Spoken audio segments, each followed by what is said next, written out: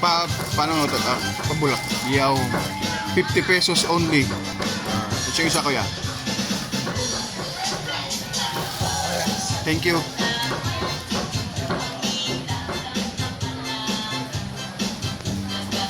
Sikwenta lang yan kuya, no?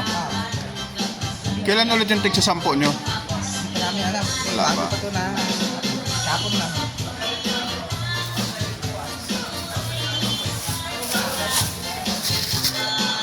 May dalawang short na ako sa 100 pesos. Di ba? Thank you ate, ma'am.